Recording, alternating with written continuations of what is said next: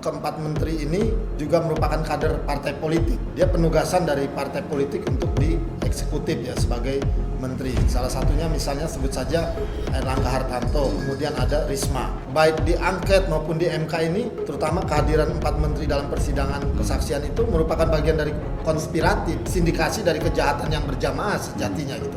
Bahwa mereka juga bukan saja bagian dari politik sandera yang dimainkan oleh Jokowi, tapi mereka juga terlibat dalam distorsi kekuasaan itu, penyelenggaraan dan politisasinya.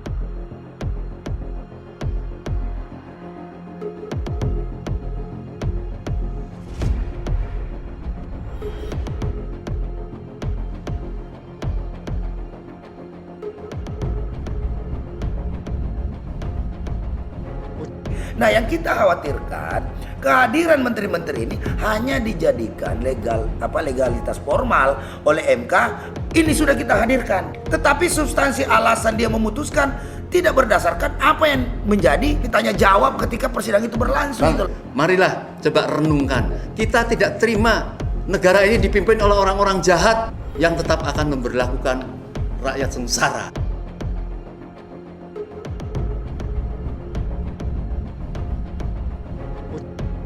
Assalamualaikum warahmatullahi wabarakatuh. Waalaikumsalam warahmatullahi wabarakatuh. Alhamdulillah hadana lihada wa ma kunna linahtadiya laula an hadanallah.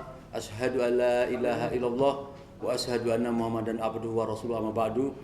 Saudara yang tercinta sebangsa dan setanah air, di mana kita sekarang di dalam bulan yang khusyuk, yaitu bulan Ramadan. Hari ini tanggal 5 April 2024, kita barusan selesai mengawal para hakim MK dan para pejuang timnas di dalam proses melakukan penolakan pemilu curang. Dan kita konsisten, rakyat membackup untuk menerima atau mengusung para timnas yang dalam keyakinannya menggugat penolakan pemilu curang dan meminta untuk didiskualifikasi paslon 2. Dan alhamdulillah kita barusan selesai melakukan orasi dan membuat panggung rakyat. Dan kita terus akan mendorong bukan saja sampai selesai persidangan tadi. Yang menarik yang perlu kita ketahui semua, fakta persidangan sejak tanggal 1 sampai tanggal 5 itu sangat meyakinkan, ya. Tapi walaupun meyakinkan, kita tentu harus ngecek keberanian para hakim MK yang berani betul-betul menyuarakan atau membawa nilai-nilai di dalam persidangan itu untuk keberaniannya secara jujur. Kita tahu bahwa 3 lembaga itu, baik Bawaslu atau KPU atau bahkan sebenarnya MK, rakyat itu sudah lama tidak percaya. Tetapi karena kita ingin kekompakan, karena paslon itu merasa benar dicurangi, dan rakyat semua juga tahu bahwa kecurangan itu sangat TSM, maka dengan keyakinannya dia akan melakukan gugatan sambil menguji si hakim-hakim itu, maka dilakukanlah proses melalui MK itu. Walaupun rakyat menghendaki pada saat itu sudah rame-rame pada proses hak angket. Tetapi karena menjaga kekompakan kita mendorong. Walaupun setelah di tengah-tengah kita proses ini, sidang di MK ini, ada kabar bahwa di DPR nampaknya sudah secara aklamasi membatalkan atau tidak meneruskan hak angket. Ya, di dalam hati yang sangat berat sekali rakyat dalam concern ini, baiklah kita mengabaikan itu. Tetapi terpenting, sebelum keputusan si para hakim MK itu akan memutuskan hasil sidangnya nanti di tanggal 22, maka kita tidak berhenti, tetap mendukung dengan keyakinan, bukan memaksa hasilnya harus mendiskualifikasi, tapi memang harus seperti itu.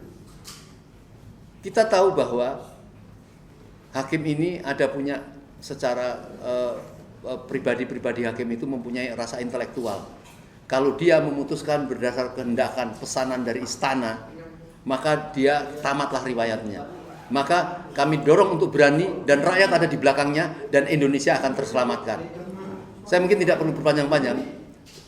Kami ini narasumber semua. Saya kalau nanti jadi host nanti ngarah-ngarahkan ya. Ini dua pakar semua. Yang satu ini adalah Bang Daeng Wahidin, ya, ketua salah satu buruh yaitu PPMI.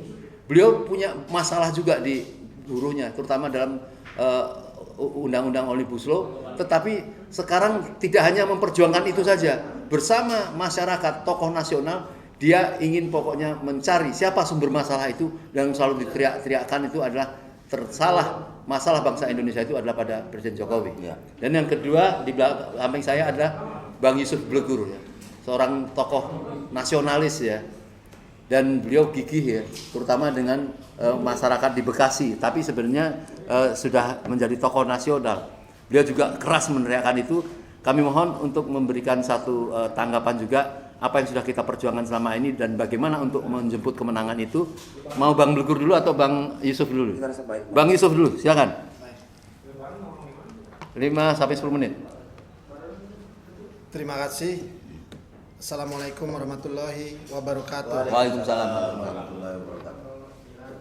Pergerakan kawan-kawan pejuang perubahan memang semakin menemukan tantangannya, khususnya terkait proses persidangan MK, di mana sangat menentukan penilaian apakah Pilpres ini betul-betul menemukan titik terang berlangsung dalam kecurangan dan kejahatan atau tidak.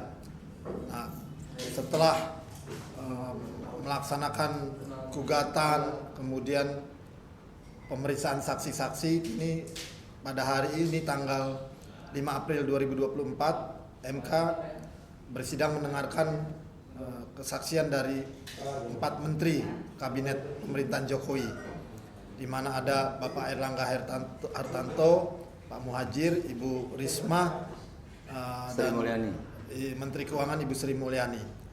Sejatinya mereka hadir di persidangan MK ini merupakan representasi dari Jokowi, majikannya yang menjadi presiden, dan itu membuat mereka sebetulnya menjadi semacam infrastruktur politik yang digunakan oleh kekuasaan untuk menjalankan bagaimana kecurangan atau kejahatan pemilu itu. Kita bisa lihat dari pemaparan mereka, 4 menteri itu bukan hanya normatif tapi juga defensif. Padahal pada hal-hal yang fundamental, justru kejahatan yang didesain, yang kemudian diatur oleh Jokowi itu, merekalah sebenarnya alatnya. Merekalah orang-orang yang dipakai untuk kemudian menjalankan strategi-strategi kejahatan pemilu itu. Nah, jadi biar bagaimanapun mekanisme formal, mekanisme persidangan itu dijalankan secara prosedural, tetapi rakyat akan melihat bahwa mereka jauh sebelum hadir di MK itu mereka telah menjadi bagian, jadi subordinat, menjadi infrastruktur kekuasaan dalam menjalankan praktek-praktek ya KKN. Kemudian kita lihat bagaimana distorsi kewenangan sampai akhirnya menggunakan anggaran yang sesungguhnya tidak proporsional dan tidak tepat. Termasuk dalam hal ini ada kucuran anggaran yang disetujui oleh Menko, kemudian alokasinya untuk bansos yang sejatinya merupakan politisasi bansos gitu untuk memenangkan paslon tertentu. Nah, ini harusnya menjadi konsumsi publik yang bisa menyadarkan rakyat bahwa inilah wajah 4 menteri yang sesungguhnya menjadi subordinat dan dia menjadi alat yang dipakai oleh Presiden Jokowi untuk melaksanakan distorsi mungkin kekuasaan. Mungkin tanya sedikit Bang. Semula kan mau dihadirkannya 4 menteri itu ada sebagian orang yang melihat keberanian Risma untuk membongkar bagaimana kejahatan bansos itu digunakan sewenang-wenang, diambil alih, datanya juga tidak diambil, mereka punya data sendiri. Dengan fakta persidangan tadi nampaknya 4 menteri itu bukan hakim bisa mengorek sesuatu atau bahkan ada kecurigaan. Hakim ini menampilkan 4 menteri ini hanya untuk pembenaran dalam proses untuk menguatkan apa itu atau meniadakan kesalahan-kesalahan Jokowi. Apa pandangan Abang? Iya, ya kemungkinan akan seperti itu. Mengingat bahwa keempat menteri ini juga merupakan kader partai politik. Ya, dia penugasan dari partai politik untuk di eksekutif ya sebagai menteri. Salah satunya misalnya sebut saja Airlangga Hartarto, kemudian ada Risma. Di mana kita bisa lihat fenomena hak angket itu. Itu kan menegaskan bahwa baik di angket maupun di MK ini terutama kehadiran 4 menteri dalam persidangan kesaksian itu merupakan bagian dari konspiratif, sindikasi dari kejahatan yang berjamaah sejatinya gitu. Bahwa mereka juga bukan saja bagian dari politik sandera yang dimainkan oleh Jokowi, tapi mereka juga terlibat dalam distorsi kekuasaan itu, penyelenggaraan dan politisasi. Jadi memang sulit kita berharap, tapi setidaknya MK sudah ada keberanian memanggil mereka. Artinya secara moral mereka ditelanjangi, bahwa mereka menjadi irisan atau bagian yang tidak terpisahkan dari rejim Jokowi gitu. Mungkin itu. Jadi apa? Kurang lebih dengan hadirnya 4 menteri yang diundang tadi secara apa nilai gitu ya. Plus atau minus? Ya substansinya sih basa-basi saja kehadiran 4 menteri itu. Basa-basi aja. Itu. Hanya memberikan angin surga seolah-olah MK ini kemudian bisa menggiring faktor-faktor yang bisa mengangkat persoalannya lebih terang benderang. Tapi saya pikir itu cuma basa-basi atau formalitas. Ada hal yang lain yang penting selain bansos dan 4 menteri ini, kecurangan-kecurangan atau kejahatan yang dilakukan oleh Pak Paslon 02 yang mungkin kita lihat kan seolah-olah sudah menteror rakyat bahwa dia sudah mengklaim kemenangan sejak awal dari awal pemilu pertama sudah mendeklarasikan. Kemudian ada surat dari Amerika bahwa sudah mengucapkan selamat. Kemudian sekarang bahkan Prabowo diundang ke Cina, itu seolah-olah merasa bahwa dia sudah ada semacam diundang Cina untuk mengucapkan selamat. Apa penglihatan Bang? Ya, kita lihat bahwa ada Jokowi. Jokowi ini merupakan akar persoalan. Dia sumber dari segala sumber masalah kita ya dalam ketatanegaraan, aspek hukum, ekonomi dan politik. Kemudian ada paslon yang di-endorse-nya, yang didukungnya. Kalau bicara Jokowi itu representasi dari paslon Prabowo Gibran atau 02, begitu pula sebaliknya. Prabowo Gibran juga merepresentasikan kehadiran Jokowi. Nah, mereka itu bagian yang tidak terpisahkan dari upaya yang sudah dibuat grand design-nya lama. Yang intinya melanggengkan kekuasaan, kemudian meneruskan proyek-proyek yang mercusuar yang terindikasi disupport oleh negara komunis Tiongkok. Itu yang pertama. Terus bagaimana itu kemudian melalui proses kecurangan dan kejahatan, skenario besar memenangkan paslonnya, itu kemudian coba dibangun legitimasi.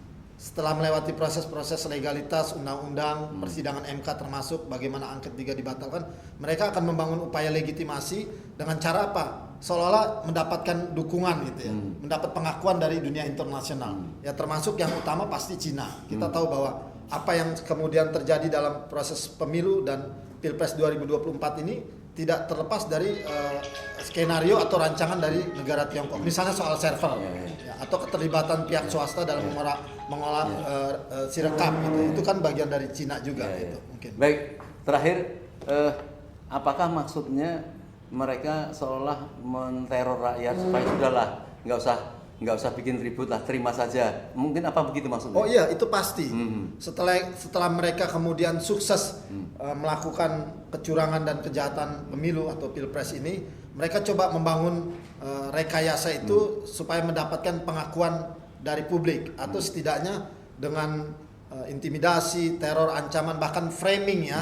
Framing seolah-olah bahwa mereka itu sudah sah, memiliki legalitas, dan kemudian mengarahkan publik, masyarakat, sudahlah, ini kita ke depan banyak yang bisa dikerjakan, terima saja hasil pemilu seperti ini, walaupun dengan kecurangan dan kejahatan. Baik, ditahan dulu ya Bang, nanti kita kejar kira-kira ke depannya itu sebaiknya sikap rakyat seperti apa yang adil ya, yang tetap bisa mempertahankan kejayaan menyelamatkan Indonesia. Nanti saya tanya itu.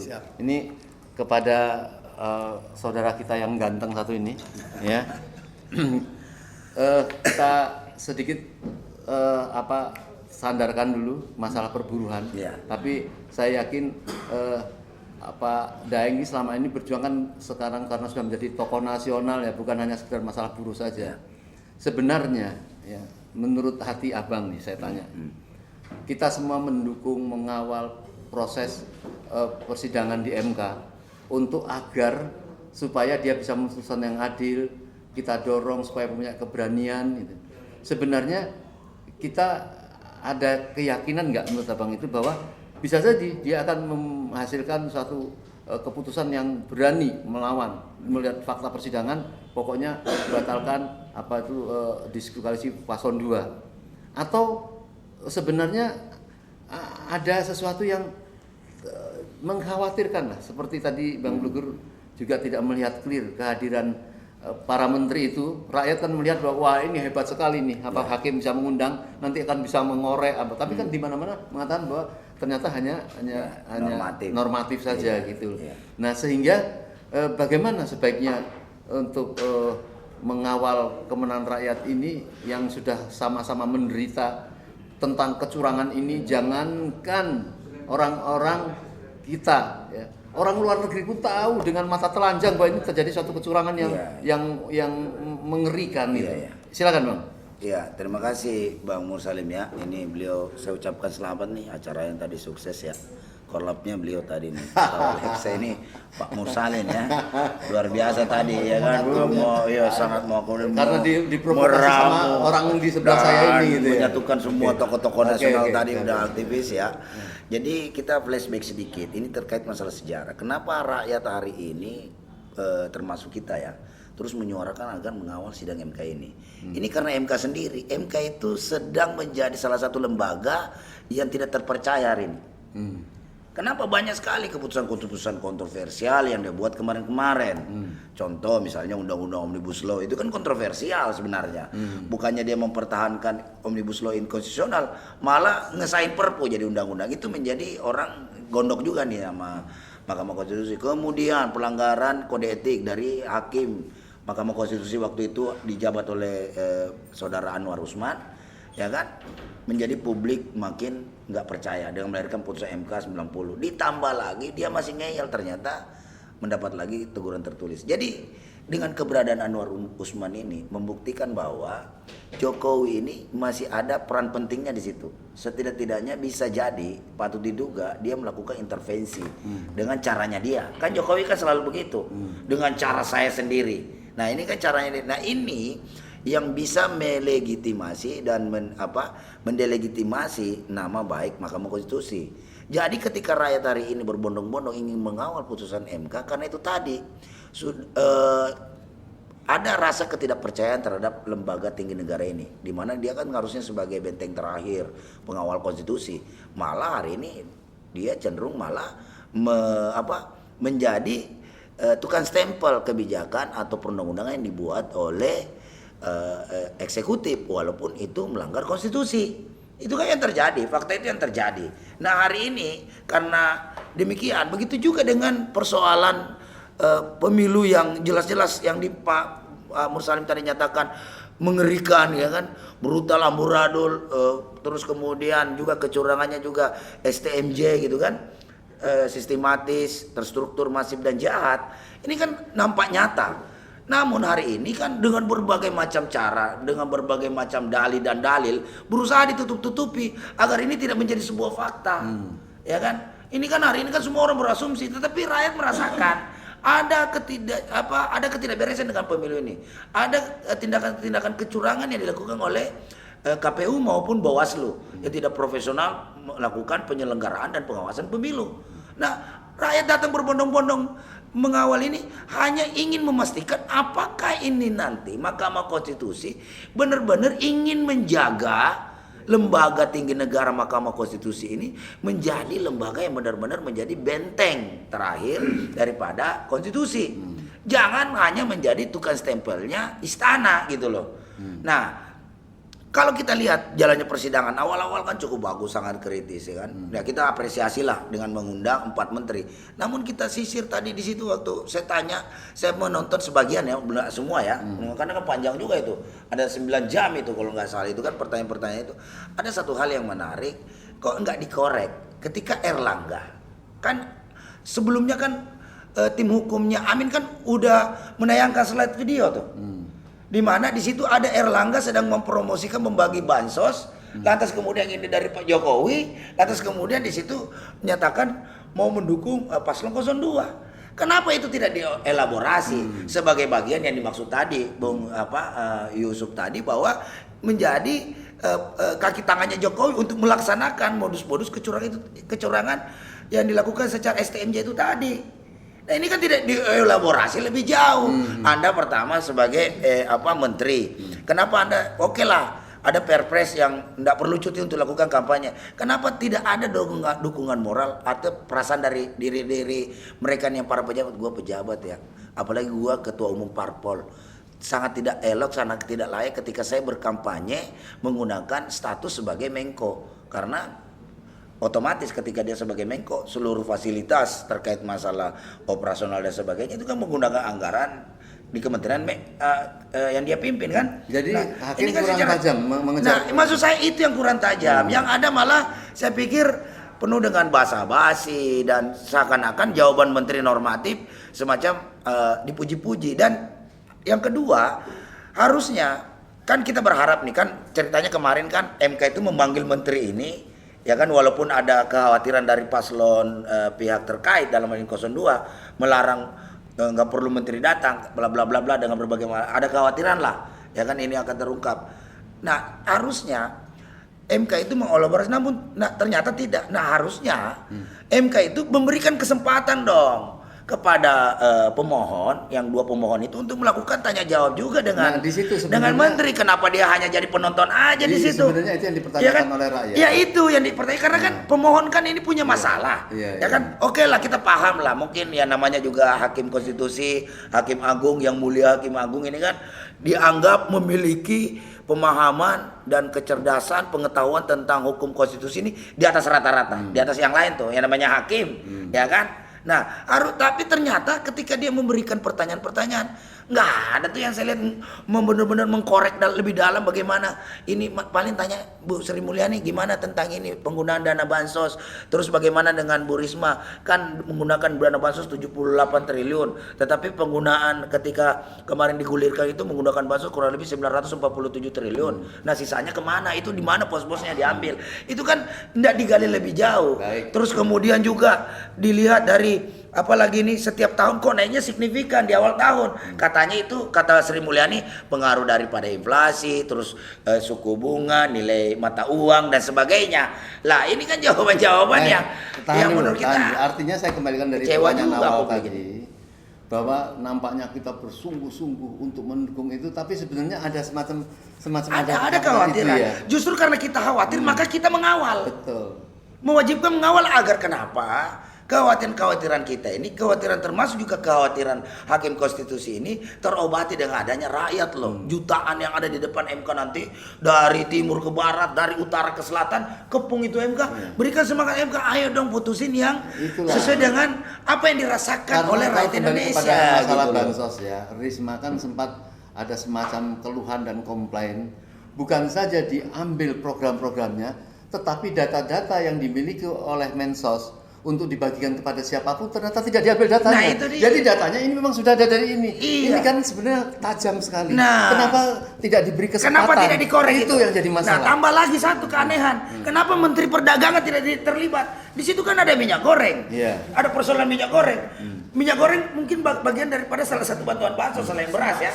Sembako ya. Kenapa tidak dipanggil? Dan jelas-jelas itu ada videonya ditayangkan juga oleh pemohon ketika awal-awal tuh yang ada Jokowi cewek-cewek lantas kemudian ditegur untuk tidak ditayangkan lebih lanjut kan, yang sempat viral itu loh. Ini kan tidak ada. Kok tidak diajak itu Zulkifli Hasan tuh yang ketua umum PAN itu kan, yang ngaku-ngaku di Lampung ini bantuan bansos dari Pak Jokowi. Itu uang rakyat, yang bukan mengatakan kalau sholat itu sekarang pada gini. Ya itu dia. Ini dia menteri-menteri kontroversial yang kemarin kelihatan banget manggungnya gitu loh. Cari mukanya ke Jokowi. Dan kita harus rela menerima nanti calon pemimpin itu dia mereka ini itu. yang menjadi khawatiran kita. Ketika nanti MK memutuskan, lantas kemudian kan ini untuk menangkap bahwa yang ini untuk kepentingan majelis hakim dalam hal memberikan pertimbangan-pertimbangan putusan nanti berkaitan dengan apa yang menjadi gugatan-gugatan dari para pemohon ini tadi.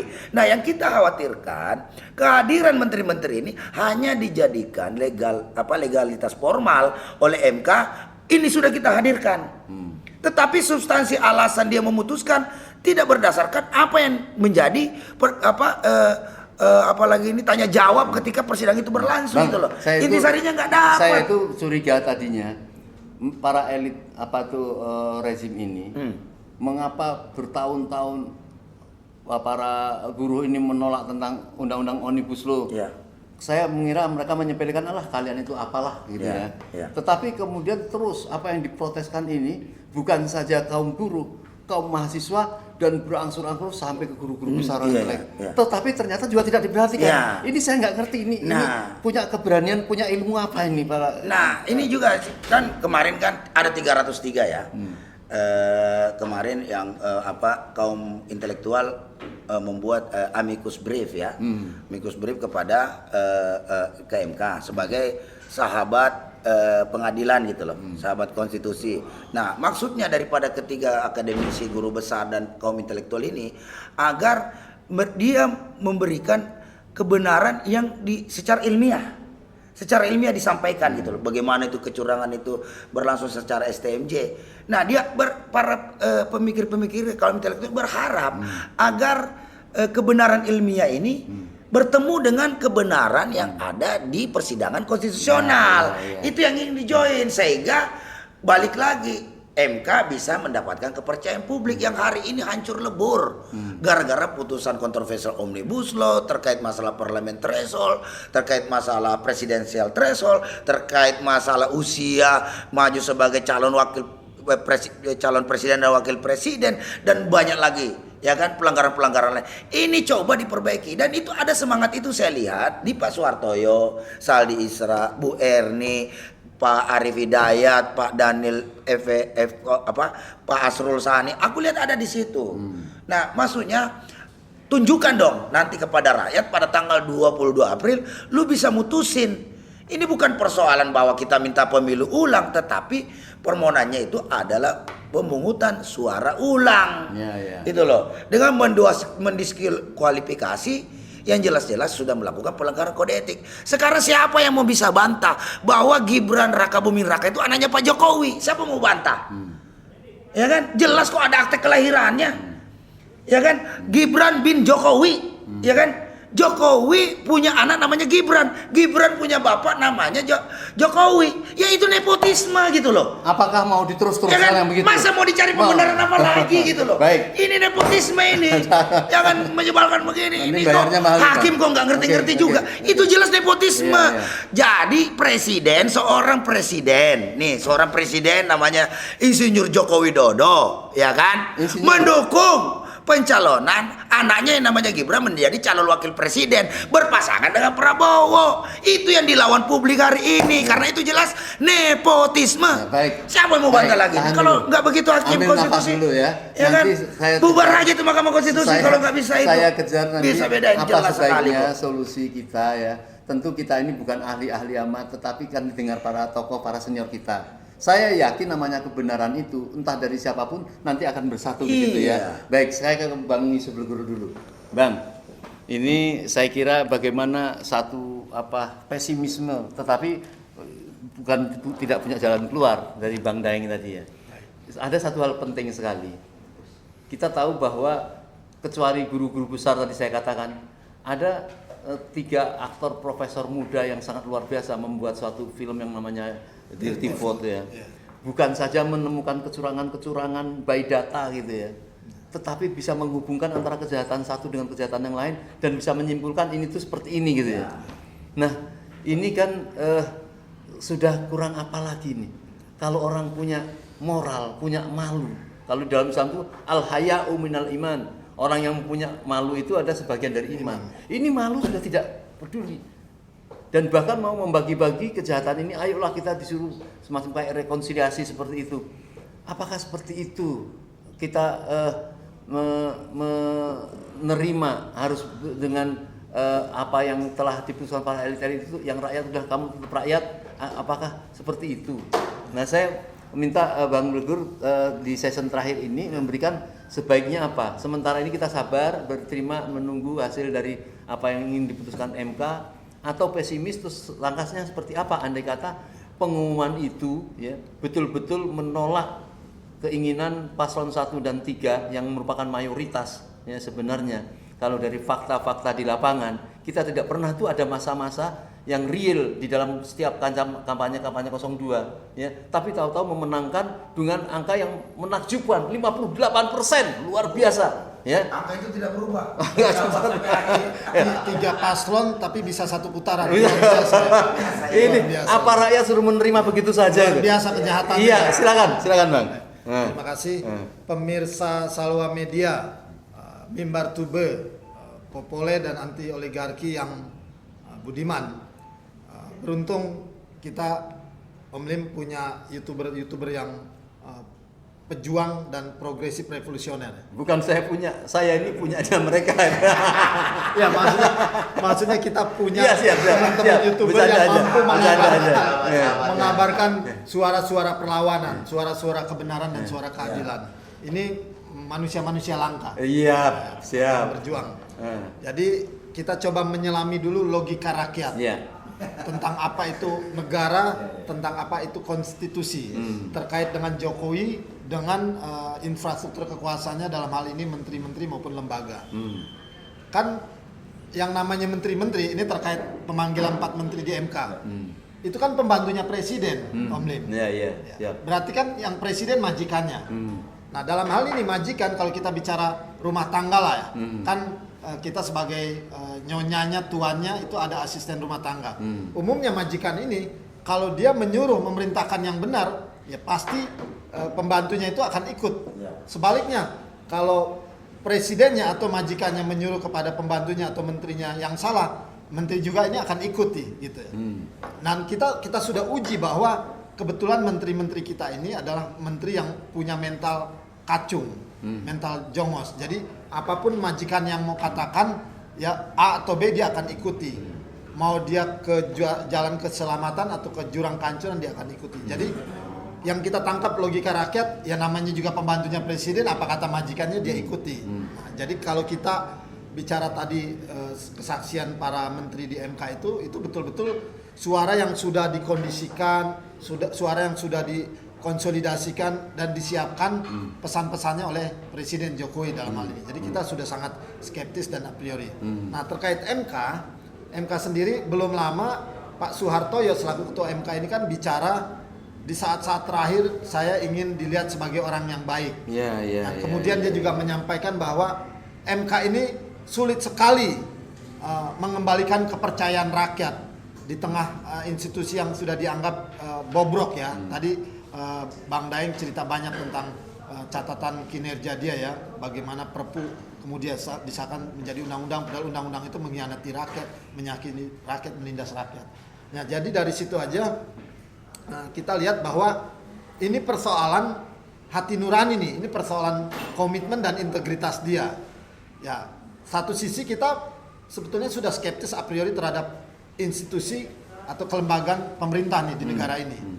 Karena apapun yang mereka kerjakan itu selalu di dalam supervisi, pengawasan langsung dan arahan atau bahkan perintah langsung dari presiden. Tadi kita sudah katakan presiden adalah akar dari persoalan, dia sumber dari segala sumber masalah yang ada di negeri ini.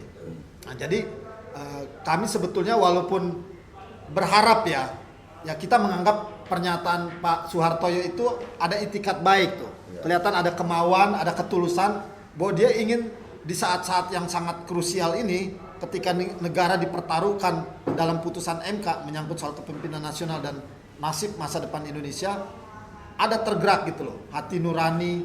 Di situ juga diperankan tadi kebenaran-kebenaran ilmiah, kemudian bisa menampilkan fakta-fakta yang logis gitu yang sudah terjadi dan itu sudah menjadi rahasia publik.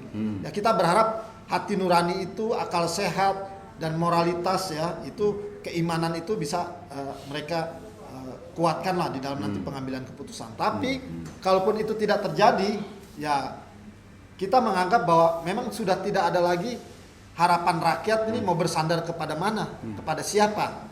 Negara tidak pernah hadir, kemudian bisa mewakili, menyuarakan dan memperjuangkan hak hidup rakyat yang layak gitu Nah, di satu sisi. Kemudian pemimpin-pemimpinnya hampir semuanya bagian dari mafia, sindikat atau konspirasi para maling, para perampok gitu.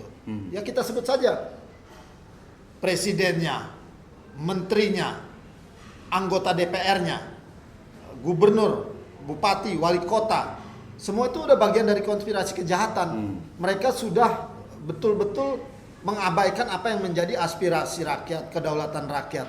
Mereka lebih cenderung kepada materialisme, nikmat-nikmat kesenangan, budaya-budaya hedonisme, kemudian bagaimana mereka meninggalkan nilai-nilai Pancasila, Om Lim ya.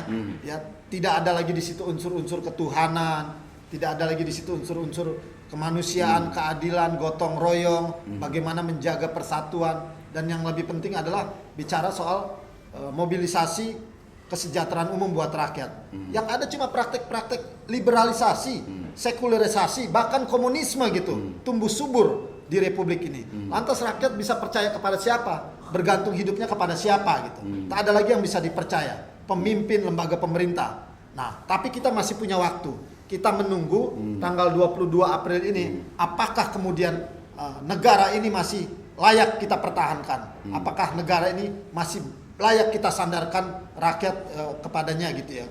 Kepentingannya, hajat hidupnya. Jadi salah satu depannya. tolak ukurnya bisa kita lihat dari hasil keputusan para Betul. hakim itu, apakah dia berani ya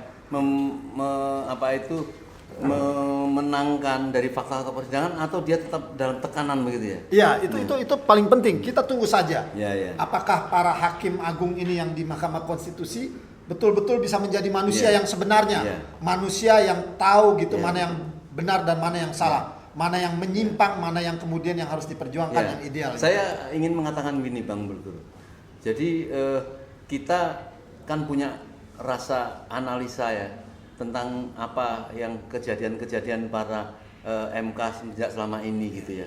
Jadi kalau kita artinya menyiapkan bahwa kemungkinan saja mereka tidak berani, itu kan wajar kan ya. Oh, wajar. Artinya keraguan-keraguan dari pemanggilan menteri apa yang disampaikan itu kan kita ada kecurigaan seperti itu ya.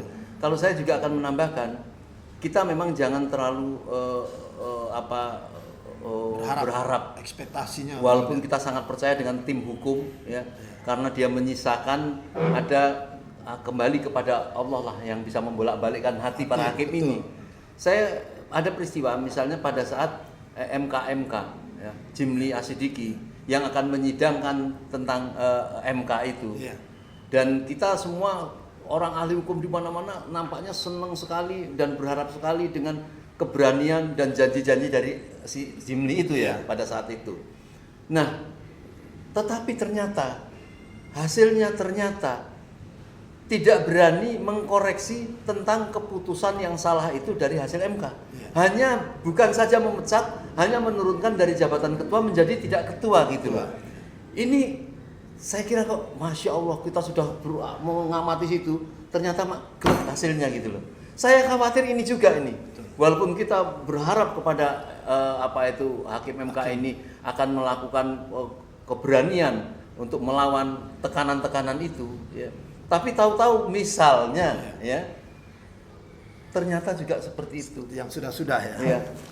Dari hasil menteri-menteri ini bukan saja menunjukkan fakta-fakta ada kecurangan, tapi dibalik nanti hasilnya adalah dari fakta menteri-menteri ini memang tidak ada kecurigaan ini dalam kejahatan, kan bisa seperti itu kan? Bisa. Nah, terus bagaimana? Ya, jadi pertama Om Lim, kalau kita bicara soal portofolio ya, track recordnya, rekam jejaknya, sulitlah kita percaya sama Mahkamah Konstitusi.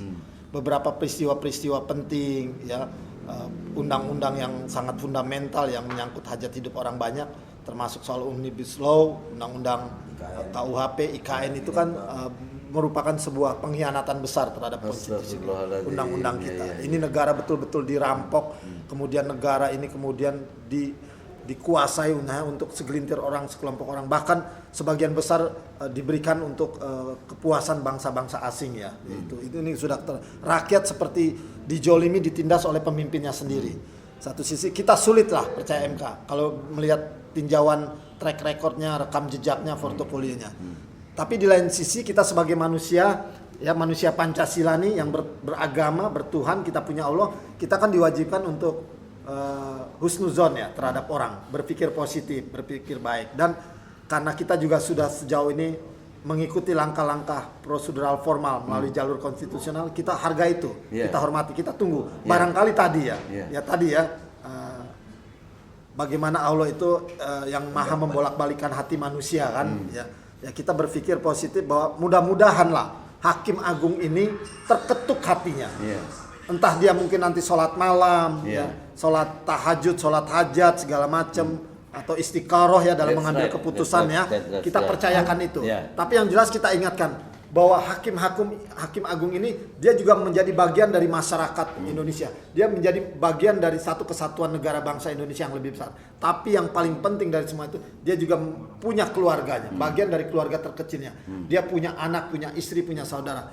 Insya Allah apapun yang dia lakukan, keputusan apapun yang diambil, itu akan menjadi catatan sejarah. Yang kelak nanti anak cucunya menanggung, keluarganya menanggung. Oh bahwa orang tua kami, kakak kami, katakanlah saudara kami yang pernah menjadi Hakim Agung di Mahkamah Konstitusi telah membuat presiden yang buruk kalau dia melakukan satu pengkhianatan, satu cacat hukumnya dalam proses pengambilan putusan. Tapi kalau dia juga berpihak kepada rakyat, menegakkan kebenaran, keadilan, kejujuran, sehingga bisa membawa aspirasi rakyat ini, maka dia akan tercatat sebagai pahlawan, bukan sebagai pengkhianat bangsa. Ini jadi perhatian penting buat Baik, saya kira ini memang himbauan yang sangat menyentuh hati ya.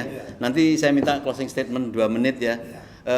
Sebelum saya kasihkan ke Bang Daeng, jadi saya tergelitik dari Bang Yusuf Blegur. Kita ini berada di dalam 10 hari terakhir bulan Ramadan. Ya, di hari-hari yang sangat-sangat ya.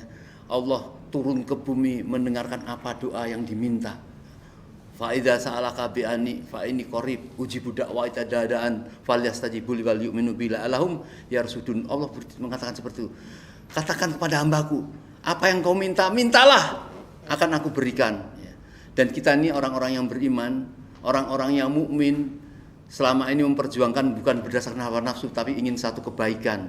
Saya ingin mengikuti sedikit apa yang saya ingat, ada perkataan dari saudara kami, ya, seorang pejuang. Dia mengatakan, wahai para pejabat, wahai para eksekutif, kalian tuh dulu rakyat juga, ya. Kalian itu janganlah kejam-kejam terhadap rakyat. Dunia ini cuma sebentar. Nanti kalian akan mempertanggungjawabkan di hadapan Allah Subhanahu wa taala atas kejahatan dan kekejian Anda terhadap rakyat ini. Ini peringatan terakhir.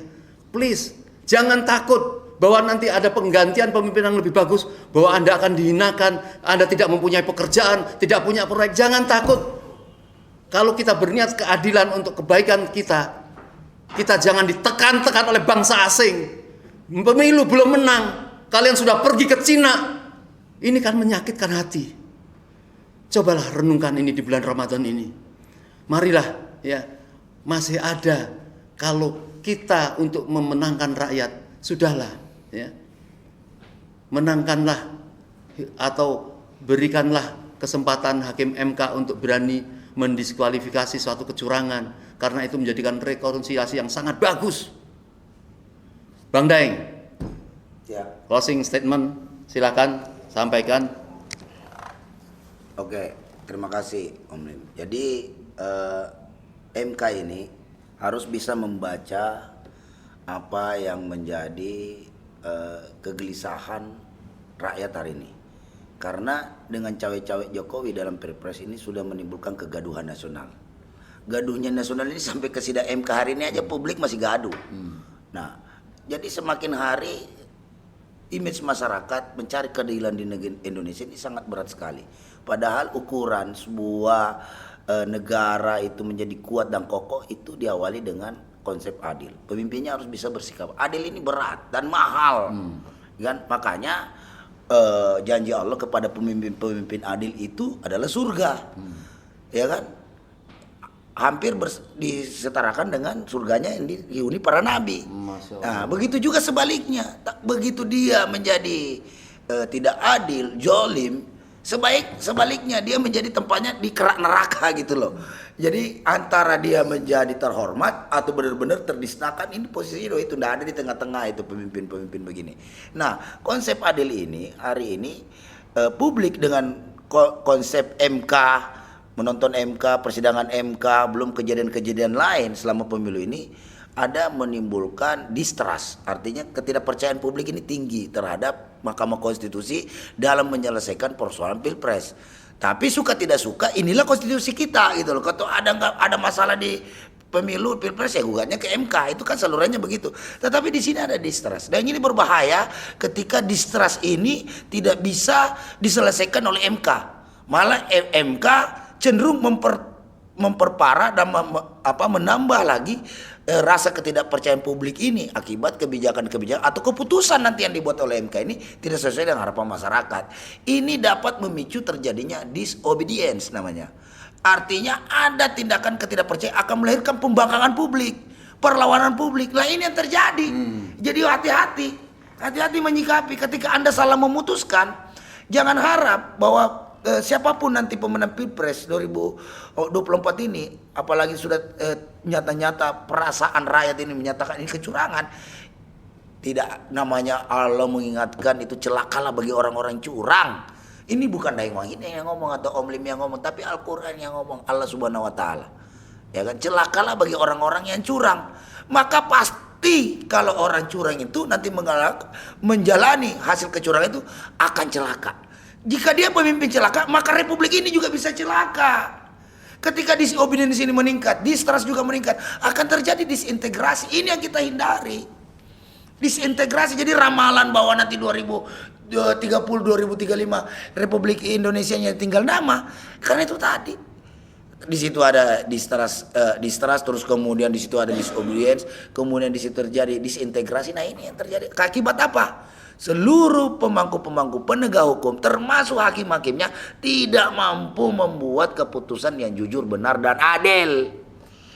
Itu konsekuensi logis dan itu tanggung jawab sejarah Anda. Jadi MK ini saat ini nih, Pak Soeharto dan kawan-kawan, saya baca pernyataan Anda di media bahwa Anda ingin menjadi orang baik, Anda ingin dikenang sebagai orang baik. Inilah saatnya.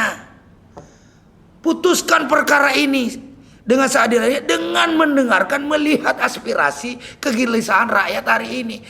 Aktivis bayangkan 303 guru besar, akademisi, ya kan? Ini orang-orang pakar hukum, paham hukum, kaum intelektual hukum, bukan penerima bansos atau BLT yang karena perut lapar aja iya aja gitu loh. Ini orang yang punya integritas yang tinggi, yang memberikan Anda saran, masukan sebagai sahabat konstitusi atau sahabat pengadilan dengan melalui menerjemahkan nilai-nilai kebenaran itu secara ilmiah. Ini harus benar-benar melihat itu. Jangan menyepelekan mentang-mentang dia bukan bagian daripada pemohon terkait, ya kan? Atau dia sebagai saksi ahli atau sebagai saksi fakta, nanti Anda abaikan. Ingat loh, 303 nggak main-main. Ini guru besar, doktor paling rendah ini titelnya ini, S3, ya kan? Kalau kita kan bukan kita mah S-teler gitu loh. Ya kan? Nah, kalau orang yang sudah berpendapat begitu memberikan masukan, orang-orang berilmu yang memberikan masukan, dengarkanlah. Karena dia memahami ini persoalan. Anda juga sebagai hakim konstitusi, sebagai orang yang dianggap paham terhadap hukum-hukum, undang-undang dan konstitusi, Anda bisa menerima karena level Anda sama, komunikasinya Anda sama gitu loh.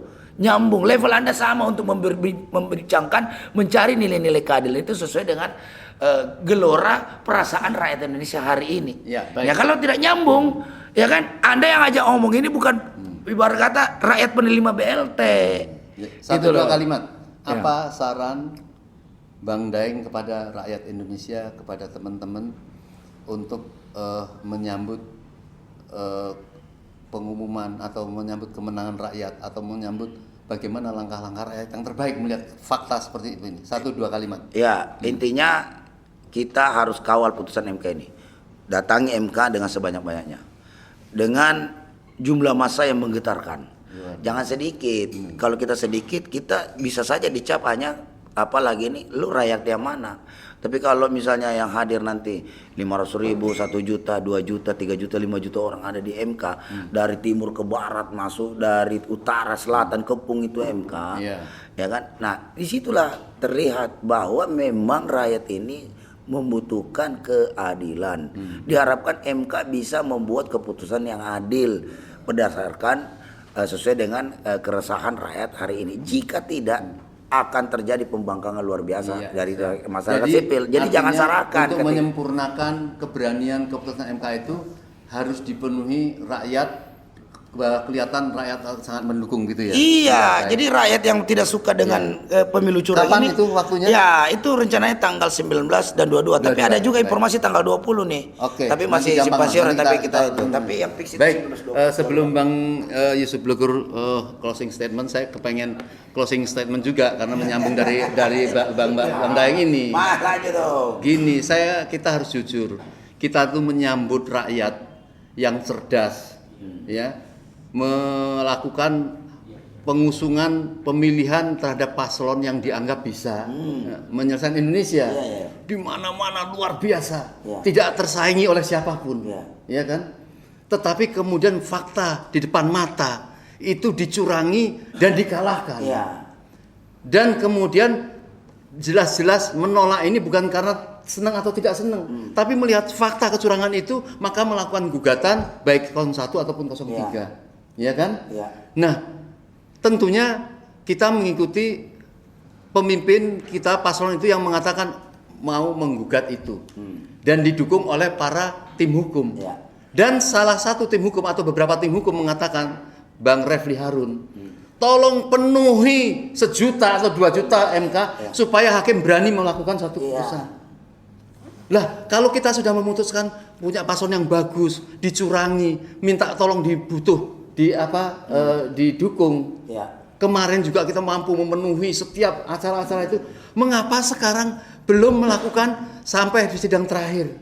Paling tidak ada kesempatan untuk membulatkan tekad, untuk memenangkan apa yang sudah kita lakukan ini. Tanggal 22 dalam keputusan itu, semoga hakim berani mengumumkan sesuatu yang baik, ya, yang kebenaran dan memenangkan rakyat, karena kita sambut di gedung MK pada tanggal 22 atau sebelumnya kita beri lampu kuning di tanggal 19. Marilah coba renungkan, ya, keputusan yang baik, tindakan yang baik, sudah memilih paslon yang baik harus disempurnakan di dalam mendukung pada saat mereka dicurangi, pada saat kita dicurangi. Kita tentu bukan tidak terima saja, kita tidak terima negara ini dipimpin oleh orang-orang jahat yang tetap akan memberlakukan rakyat sengsara dan tidak ada perubahan.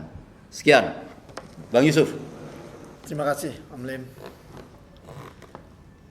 Buat seluruh rakyat Indonesia pada umumnya dan hakim agung Mahkamah Konstitusi khususnya, kita sekarang dalam suasana dan momentum Ramadan. Sebagaimana firman Allah, ya ayyuhallazina amanu kutiba alaikumusiyam kama kutiba alal ladzina min qablikum la'allakum tattaqun. Kita diperintahkan berpuasa, tujuannya adalah supaya kita menjadi orang-orang yang bertakwa, gitu ya Om Lim? Iya, betul. Dan dalam firman Allah yang lain disebutkan, inna akramakum indallahi atqakum. Sesungguhnya orang yang paling mulia di hadapan Allah itu adalah orang yang paling bertakwa. Jadi ada penekanan takwa. Nah, kenapa kita bilang spirit Ramadan ini harus kita jadikan momentum, ya khususnya buat MK, ya. Di mana ada hakim agung yang akan memutuskan perkara yang sangat-sangat penting dan prinsip bagi kesinambungan kehidupan rakyat, negara, dan bangsa Indonesia ke depannya, maka tentulah harus berdasarkan nurani, moral, dan tentu saja keimanan kita. Tadi disebutkan yang paling mulia manusia di hadapan Allah adalah yang paling bertakwa. Ketakwaan itu kita bisa manifestasikan dalam setiap pengambilan keputusan yang berdasarkan prinsip-prinsip kejujuran dan keadilan. Jangan karena katakanlah uang, jabatan, dan kekuasaan kemudian mengingkari kebenaran. Allah telah memberikan contoh-contoh bagaimana pemimpin-pemimpin yang jolim, yang munafik gitu ya, mengingkari kekuasaan Allah, menjauhkan dari kebenaran Allah, itu juga akan celaka. Jadi kita berharap hakim-hakim agung ini bisa mengambil keputusan yang terbaik. Satu itu, Om Lim. Yang kedua, tadi saya setuju. Bangsa ini sudah sangat kritis, ya, sudah diambang kehancuran. Semua tata kelola pemerintahan dan kehidupan berbangsa negara ini sudah rusak. Kita bicara soal aspek politik, sudah tidak ada lagi fatsun politik. tidak lagi ada etika politik, tidak ada lagi moral politik. Kita bicara ekonomi yang luar biasa. Negara yang begitu kaya, negara yang berlimpah kekayaan sumber daya alamnya, tetapi tidak identik dengan kesejahteraan, dengan kemakmuran rakyatnya. Justru kekayaan yang berlimpah ini habis dieksploitasi, dikulas sebesar-besarnya untuk bangsa asing dan segelintir orang-orang tertentu, kelompok-kelompok tertentu. Bagaimana 4 orang itu bisa menguasai atau 25 orang bisa menguasai hajat hidup orang banyak. Aset kekayaan tanah itu dikuasai oleh segelintir orang. Luar biasa, ini betul-betul sebuah kejoliman yang nyata, sebuah bentuk penindasan yang nyata. Oleh karena itu kita harus bangkit. Ya, Pilpres sesungguhnya sejatinya telah menawarkan kepada kita, telah memberikan peluang kepada seluruh rakyat bangsa Indonesia untuk menghadapi krisis multidimensi, krisis moral, krisis peradaban di negeri ini, dan krisis nilai-nilai. Sesungguhnya ada pemimpin. Kita tahu, ya, terminologi Islam menganjurkan kita umat Islam itu pemimpin yang memiliki sifat sidik, sifat amanah, sifat fatonah, dan tablik. Nah, ini sudah ada. Kita bisa lihat melalui rekam jejak, rekam karya, rekam prestasi. Dan di atas semua itu adalah paling penting adalah akhlaknya. Yang peduli, yang punya komitmen, yang rela mengorbankan dirinya untuk kepentingan rakyat, negara, dan bangsa Indonesia. Jadi rakyat sudah jelas. Tinggal nanti pada saat menjelang keputusan Hakim Agung di Mahkamah Konstitusi ini, pertama kita hadir untuk menjadi supporting system. Kita memberikan dukungan moral kepada Hakim Agung ini agar dia berjalan pada relnya, tegak lurus pada nilai-nilai kebenaran, keadilan, dan kejujuran, sehingga bisa menghasilkan keputusan yang baik, yang punya manfaat dan hikmah buat bangsa Indonesia. Tapi di satu sisi kita juga minta kepada seluruh rakyat Indonesia, saatnya berubah, saatnya kita harus berani bertindak sebagai sebuah negara bangsa, sebagai sebuah rakyat. Baik buruknya masa depan anak cucu kita, masa depan negara bangsa ini juga sangat ditentukan pada keberanian kita.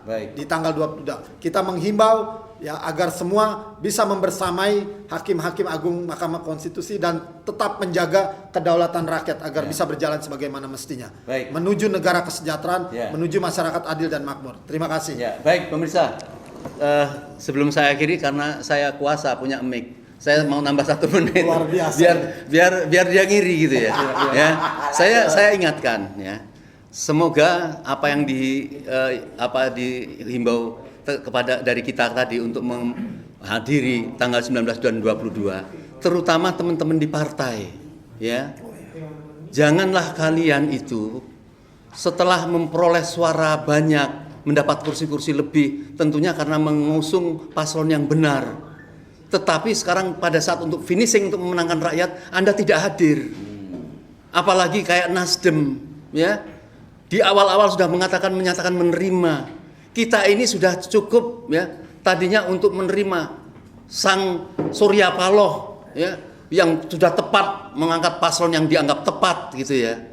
Tetapi bagaimana tidak memfinishing ini dengan baik dan bahkan sudah menerima? Itu sakit hati rakyat yang tadinya tidak memilih Anda, sekarang memilih karena memutuskan seorang calon pemimpin yang benar. Dan itu dikuatkan oleh Bapak Ahmad Ali. Bukan kami tidak berkorban berdarah-darah, tetapi kami juga harus memikirkan partai, memikirkan kepentingan kita. Apa itu maksudnya? Marilah kita ingatkan kembali. Kita bersatu untuk memenangkan rakyat, untuk membela Indonesia. Anda itu sudah dianggap tepat, tetapi kemudian ternyata ujian itu pasti akan ditunggu oleh Allah. Apakah Anda tetap konsisten? Allah mengatakan, am hasibtum an tadkhulul jannah